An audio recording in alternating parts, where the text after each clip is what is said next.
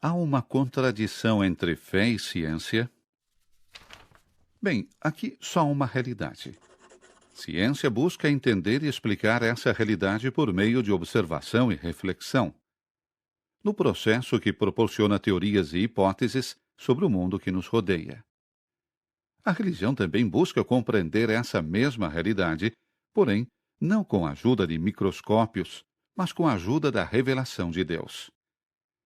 Ela está menos preocupada com o problema de como as coisas funcionam, mas sim com a pergunta: por que o mundo existe? E qual é o seu significado? E assim a ciência e a religião viveram felizes para sempre. Bem, infelizmente isso não aconteceu. Podem surgir problemas em ambos os lados. Se, por exemplo, um cientista afirma que a vida tem esse ou aquele sentido, ou nenhum, então essa é uma simples afirmação, e não o resultado de uma investigação científica. Isso acontece porque um cientista não obtém uma resposta para essas perguntas, resultando do tipo de estudos que ele faz. Enquanto ele pode ser capaz de entender como algo funciona, as questões de propósito e significado não se revelam para ele. Coloquemos isso em um exemplo. Se eu entender como funciona um carro, como um motor funciona, como todas as partes trabalham em conjunto e assim por diante, no entanto, eu não tenho absolutamente nenhuma ideia de para onde o carro está indo. Paris, Viena, Yerevan. Estudar as partes de um carro simplesmente responde essa pergunta. E no mundo lá fora é muito semelhante. A ciência pode explicar como algo funciona, mas não pode fazer um julgamento sobre seu propósito final ou valor. Na verdade, sempre que a ciência tenta responder a essas questões, torna-se decididamente não científica.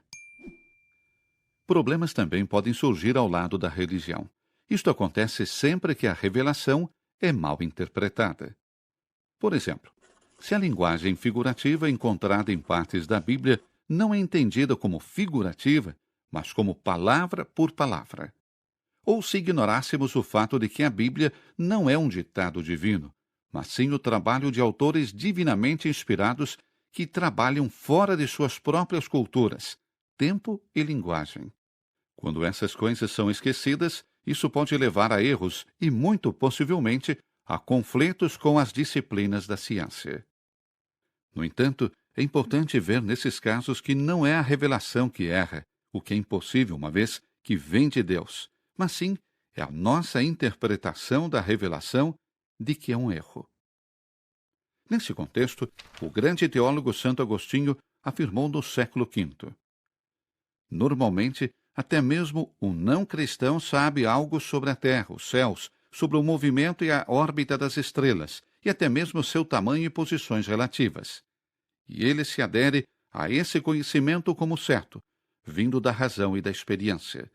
Agora, é uma coisa vergonhosa e perigosa que um incrédulo ouça a um cristão, supostamente explicando o sentido da Sagrada Escritura, falando besteiras sobre esses temas.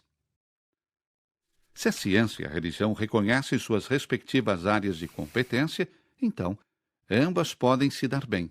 E ainda mais, ambas se completam e nos ajudam a compreender o todo da realidade.